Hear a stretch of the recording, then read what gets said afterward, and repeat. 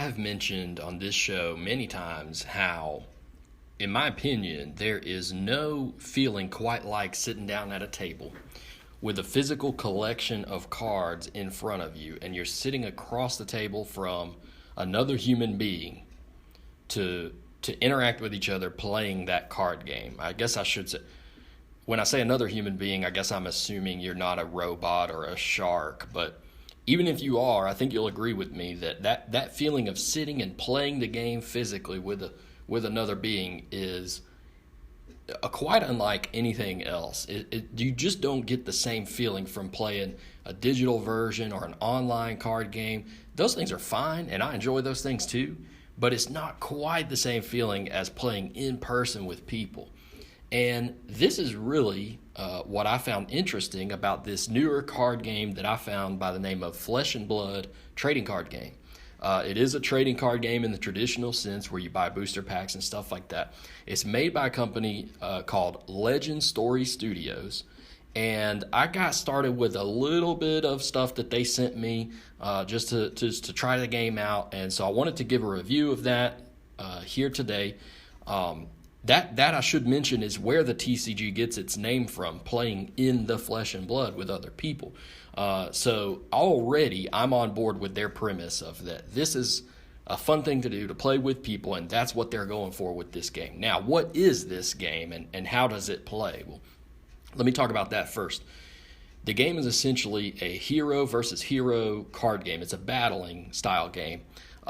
Every hero, it represents one of several of the classes that are available in the game, and they have a certain amount of health points. I think most are either 20 for like their basic version, or there's like a powered up version that has 40 health. I think the 40 health is what you're supposed to use for like constructed gameplay, and then there are other modes where you'll use the 20, but the 40 just makes for maybe a little bit longer game. But the four classes, let me say this. There's been 2 sets released so far of Flesh and Blood trading card game, and there's a 3rd set on the way in August, so it's coming pretty soon. The first set has 4 classes: Brute, Guardian, Ninja, and Warrior, and they're each kind of, the heroes that represent those classes are kind of differently themed. They each have their own specific style in how they play, and the cards that revolve around them and around their class are kind of have their own unique individual style and do different things. So for example, the ninja will get in a lot of hits, and they'll typically be able to play a lot of attacks in each combat, but they maybe don't do as much damage as like a brute, for example. Now, brute is going to hit for a lot of damage, and they're going to take away cards from the opponent's hand so that they can't defend with them. It's actually a pretty cool mechanic. I think it's called Intimidate, where they put a card face down, and so they can't use that for the combat. Your opponent puts it face down, and they can't use that. Now, it's cool because it doesn't discard the card. That would be really oppressive and not as interactive. But they just put it to the side, and then at the end of the combat, at the end of the turn, they get that card back into their hand. So they can't defend against your attacks. It's a pretty cool mechanic there. But each class has their own individual mechanics. In the second set, they did 4 different heroes with 4 different classes. They have a wizard, rune blade, mechanologist, which uses like items, little creations and stuff, trinkets, and the ranger, which is like shooting a bunch of arrows. So the classes are all pretty distinct and play the way they should feel, in my opinion, from what I've seen. I have a lot of experience with Brute and Guardian. Those are the starters that I was sent by Legend Story, and also Ninja, because the character that comes in the welcome decks, which is used to introduce people to the game, is a ninja. So those are the ones I've really experienced. The rest I've just kind of seen and tell you about what I've seen. In this game, you start off with a set of equipment on the board already. So you have your hero that you've chosen, you've built your deck around. You start with that card in play, and then you start with equipment for your chest, arms, legs, helmet, all of those things in play. You also have a weapon in play. Now, you could have one big 2-handed weapon, like a club or hammer, or you could have two one-handed weapons. So it just depends what character you're playing, what you can have equipped. But those start the game in play, and they can be used during combats to defend, or there's other effects sometimes that they have. So that's a neat little wrinkle that the game has. How does resources work? Well, there's no mana system in this. There's no energy. There's no cards that are specifically used for that. The way you play cards in this game, every card has a cost on the top of the card, and it'll be some number. And then the way you get resources to pay those costs is you pitch cards from your hand. So every card that you have in the game has a cost to play it, a pitch value, which is how many resources you'll get if you pitch it, and then there's also a defense value because you can defend with cards as well. And then that's all in addition to whatever the card effect is. If you actually play the card, then you'll get whatever the effect is. So there's a lot packed into all of the cards. I mentioned pitching. What happens when you pitch cards is basically you're just utilizing them to pay for usually attacks, and at the end of the round, any cards you have in your pitch zone go back to the bottom of your deck. So it's not like some card games that I've played, like Star Wars or Dragon Ball, where where you use your cards from your deck, and then the quicker you use it, the quicker you get to dying or losing the game. It doesn't work that way here. They go back onto the bottom of your deck, so that's good. You can cycle through, and that presents another piece of strategy. I found that resource system to be really good. Because it provides a lot of strategy about, do I want to keep this card to use it as an attack? Do I want to defend with it? Do I need it for its pitch value so that I can play another attack? There's a lot of choice making with that system involved. So I think that is great. The choice making is key. What am I going to use this card to do in my hand? I mentioned combat. You get one action per turn, typically. You can use that action to play an attack or an item or an aura, something that stays out on the table. Just basically, you can play a card with one action, usually. Now, a lot of either action items or attacks have the keyword on there that says go again. Not go away. That would be really rude. We don't want our opponent to go away. We want to win the game first. No, it says go again, so you can get another action. Essentially, you could play another attack. This is how ninjas string several attacks on the table. They play one, go again. That one has go again. Then they play another attack, and then another. Whatever. You can see how it stacks. So you could be doing more than one attack per turn, or maybe you're only doing one. One thing that I think is really cool is most weapons have some attack that you can do. So you always have something. Even if you just draw a bunch of cards that are not really good for attacks, you typically could use those to pitch to use your weapon as an attack. So you always have something you can do every turn. This really mitigates. This I thought was a great thing with this game, because it really mitigates that feel bad of, like, if you sit down, I'll use Magic as an example.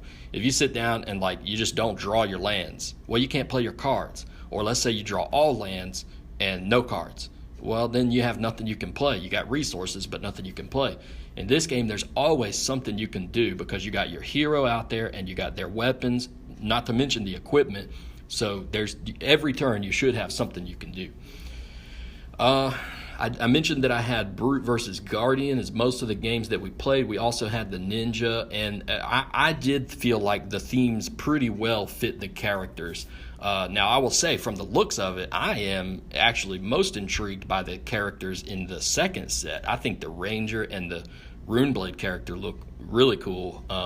The Runeblade does this thing where when you complete an attack, I may be slightly wrong on this, but the gist of it is when you complete an attack, you create this token that does like one magical damage. So every time you're resolving stuff, you're creating extra damage, and you're utilizing all these little extra tokens. There's a bunch of cards that he has that will do, like create an extra token or do this to make a token. So that seems pretty cool to me. And then the Ranger has a lot of, she can use like archery attacks, arrows, and you can, I should have mentioned this earlier. One feature in the game is called your arsenal, and basically what you can do is you can put a card from your hand face down in your arsenal, which can be played. It could be used to play on your turn or on your opponent's turn, but you can only play. Now, you can't pitch that card for resources, and you can't use it to defend. You can only play the card. But that's another cool way to sort of like space your hand out and give yourself another tool in your belt. But anyway, the ranger character can like utilize attacks from there and like switch cards a little bit more efficiently to the arsenal than other characters can. So I thought that seemed like a pretty cool shtick. What about the products for this game? What if I'm interested in this game?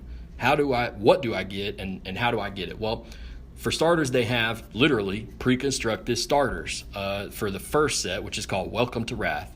And these will all include the character, the weapon, a set of armor, and then a bunch of cards to make up the deck that you can play the game with. And I found these starter decks to be pretty good. They're not, a lot of times in a card game, you'll get a starter deck that's just, the cards are just not very good. I didn't find that to be the case with this game. And talking to people who have collected and have a lot of the cards, I've heard from them that, even as they continue to collect, a lot of the cards that they have in their decks are ones that they just got from the starter. It's just regular commons and rares from the starters. So they did a good job with these starter decks. You can also buy booster boxes for each of the sets. Booster boxes consist of 24 packs, and I want to say there's 16 cards in each pack for the first two sets. I'll give you the pack breakdown here. In every pack, there is one token. The tokens represent some things that are literally could be used as tokens in the game. Also, tokens represent weapons and heroes, which is really cool because that allows you to collect all the heroes pretty easily. You can just imagine if there's one token per pack, and that could be a hero among 15 or so other things that it could be. If you open 24 packs, there's a good chance you'll get each of the 4 heroes in that set. So the heroes are not hard to come by because there is one token in every pack. There's 4 generic commons that are not attributed to a class, and then there's 7 class commons. So it could be, Brute, Guardian, Ninja, Warrior, whatever. So 11 commons, 1 rare, 1 card that is at least rare. It could be rare, super rare, or majestic. Those are the increasing levels of rarity. I want to say I looked this up, and maybe a super rare is like 1 in 6 packs, and majestic is 1 in 24. There's something like that. Maybe like 1 per box is a majestic on average. It's something like that. So anyway, you got 11 commons, 1 token, 1 rare, 1 rare plus, could be rare or more than rare, 1 equipment, and 1 premium foil card per pack. That could be any non-token rarity. So your foil could be a common, or it could be a majestic foil, super rare foil, could be anything. So what that means is, I know I gave a lot of numbers there, 11 commons, 2 rares, 1 could be more than rare, that's 13, your token, 14, your equipment, 15, that allows you to collect the equipment more quickly, which is good, and then a foil, so 16 cards in a pack, if you count the token, which the tokens are more usable than in most games, so that's good. If you look at that, 16 cards per pack, that's pretty good. You're also getting 2 or 3 rares per pack, so that allows you to collect the rares pretty quickly. Now, keep in mind, there's no uncommon rarity here. So it's kind of like, I guess you could consider a rare to be an uncommon here, but if you do that, then you consider super rare. I guess just shift everything down 1. Super rares are considered rares. I don't know how you want to do the math on that. But 2 to 3 rares per pack, so you can get a lot of rares. You can collect heroes easily because they're on tokens. And one other thing about it, since the sets are divided up into, the first 2 sets are divided up into those 4 heroes. And that's what you have. So you don't have, for example, Rhinar is the Brute character from the first set, Welcome to Wrath. You will not get a bunch of Brute cards or Rhinar cards in the second set. The second set is about those other 4 characters, and so you'll get their classes of cards in that set. The good thing, what I like about that, is that as a collector or a player, you can stick with the sets that contain just the classes that you enjoy. So I think I like the look of the second set. It's called Arcane Rising. So I could just go and play with the second set or just buy product from the second set and keep my deck around that. Now, there are some, as I mentioned, there's some generic cards that could go in any deck that you'll need to get from other sets. But There's other ways to do that. You could do that from secondary market, just getting singles or trading with people, so you don't have to buy a ton of product. So I actually think their model there is pretty good. What are my overall takeaways of the game? It's a fun game. I have a couple of concerns.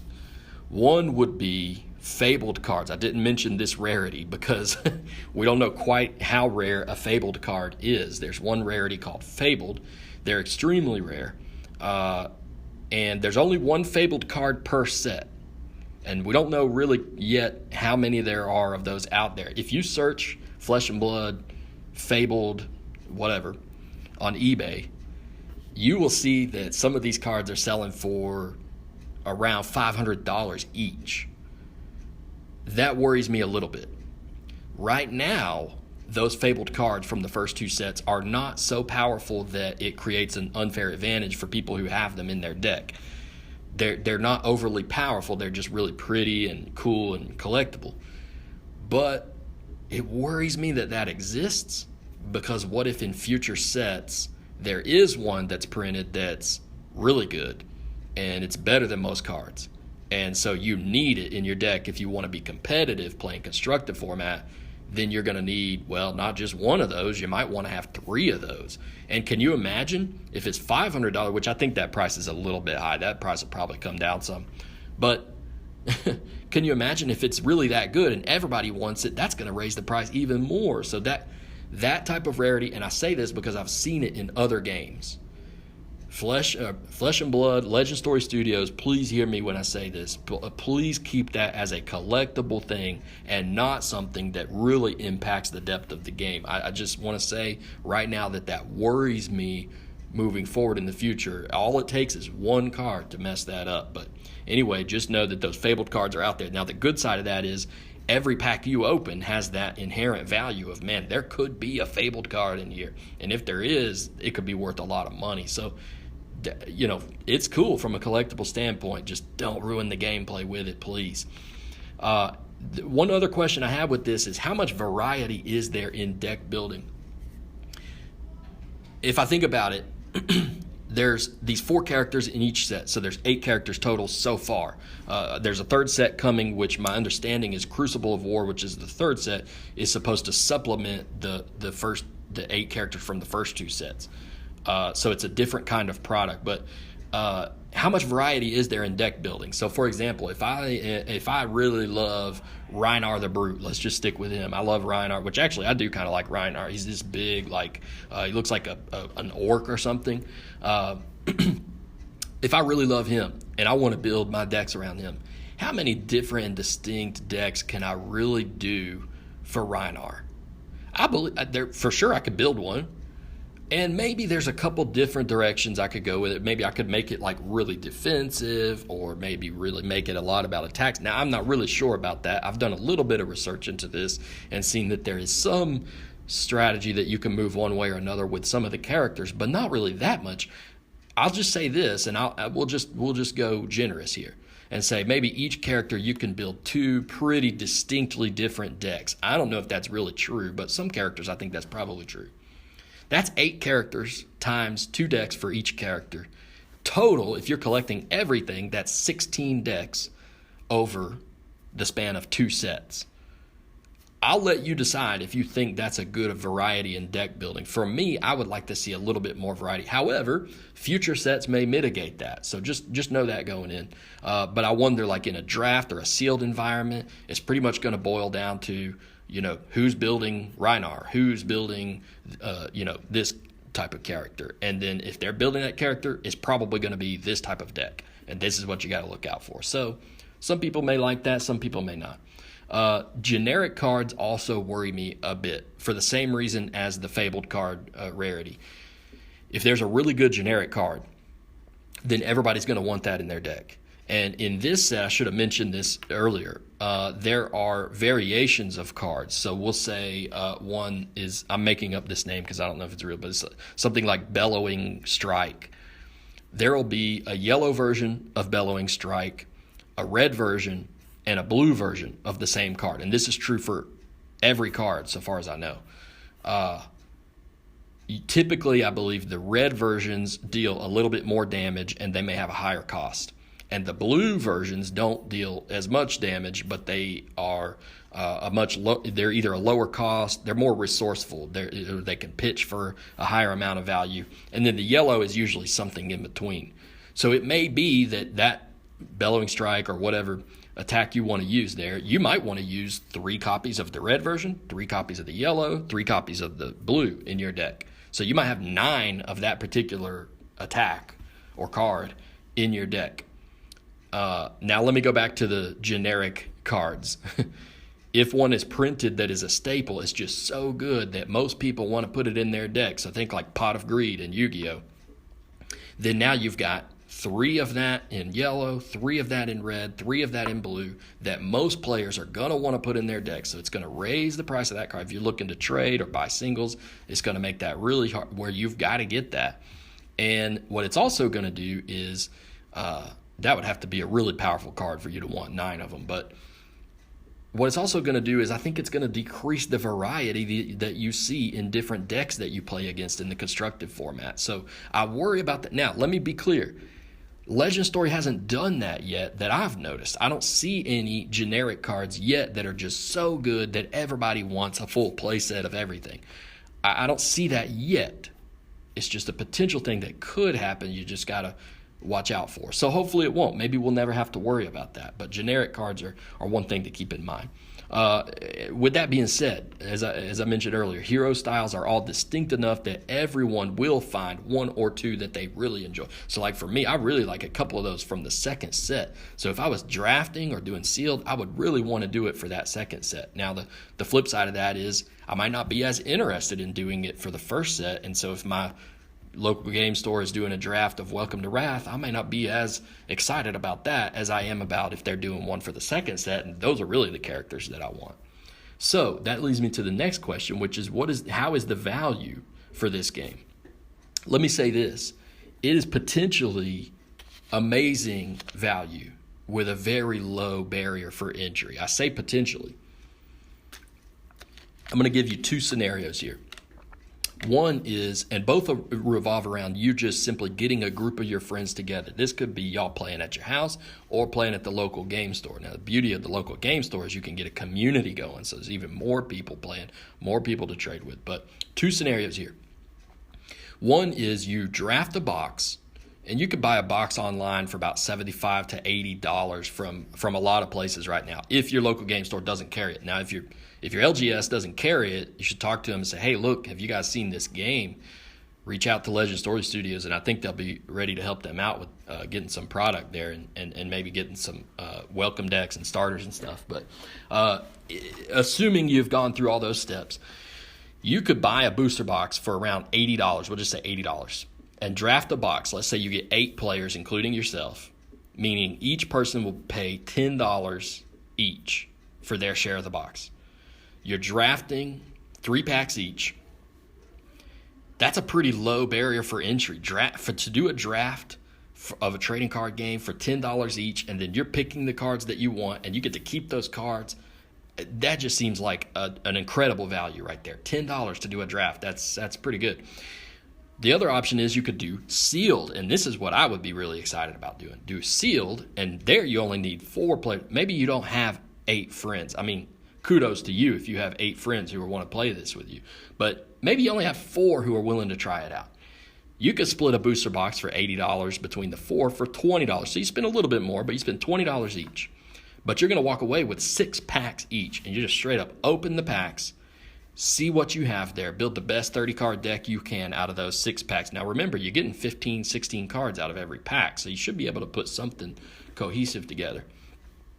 If you work it out with friends, now here's an added bonus to this. So $20 for a seal, that's pretty good.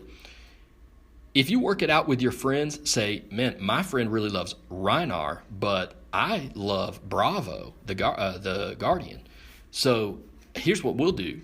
Me and my buddy, if I get any Rhinar stuff, I'll give you the Rhinar stuff. If you get any Guardian stuff, you give me that. And then the other 2 classes, we don't know anybody who's playing those characters, but if we find somebody, we'll trade them that stuff for the 2 that we are looking for.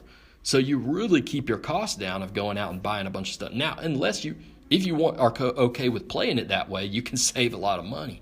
But you might love all the characters and want to collect everything, and you could still do that. $20 for a sealed, even if you keep everything, that's still pretty good. I'll tell you what, if I showed up at my local game store on a Thursday night and they said, hey, we're going to do sealed Arcane Rising Flesh and Blood trading card game for $20. I mean, heck, even if they said $25, I would probably check that out. That seems like that would be a lot of fun. I really would be interested in doing drafting or sealed with this game. I think it would be a lot of fun, and I think you would walk away with a lot of usable cards and stuff that you could more easily build a deck than a lot of trading card games. I will mention a couple other resources that are out there. If you're trying to round out your collection and shop for singles, fabfoundry.co is a good place to look. Now, I'm in the U.S., so this is a U.S.-based web store where you can buy singles. I will say the secondary market is pretty top-heavy right now, so a lot of the just regular rares and commons are not worth much. You can get those for 75 cents or less. There are tokens and commons that are like 20 cents or less. And there's, like I said, rares that are 75 cents. I saw foil rares on Fab Foundry for like $2. A foil rare. That's pretty crazy. Now, the flip side of that is Majestics could be between like $15 to $40. And then the Fabled cards, as I mentioned earlier, are just through the roof. You're talking about like $500 for that. So just be careful with the singles. If you get carried away with like super incredibly rare cards, then it's going to cost more. But the commons and rares you can get for pretty cheap. So if you're just trying to round out your deck or your collection, you can do that on a budget. Speaking of value, I'm going to help anybody listen to this right away. If you hear all of this and say, man, this game sounds great, let me let you in on my little secret here.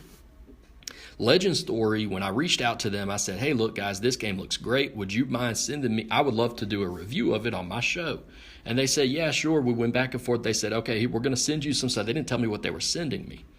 When I opened the package, I got a couple of starter decks, a couple of several welcome decks, some play mats, and a bunch of stuff. Now, here's the deal. It's more things than I need. That may sound crazy for me to say, but it's literally more than I need. So I don't mind giving it away to you guys. You can either add to your collection if you already play, or what I'm giving is probably a couple of the welcome decks, the poster play mat, a rule book so that you got the rules, and maybe some other stuff too. They did give me a couple of booster packs, so I'll probably toss those cards in as well. I'm going to give this away. I'm going to give this stuff away. I want to give back to you guys for listening to my show, and I also just think it's a cool game. I want to show off, and I can't do anything with 4 welcome decks anyway. I only need a couple of those. So I don't mind giving this stuff away, and I'm going to do that through this sweepstakes. You can enter in multiple ways. You say, how do I win that stuff? Because this sounds interesting to me. Here's how you can enter the giveaway. There's several ways you can get an entry. One is you can join the Facebook group for Cheap Card Gamer.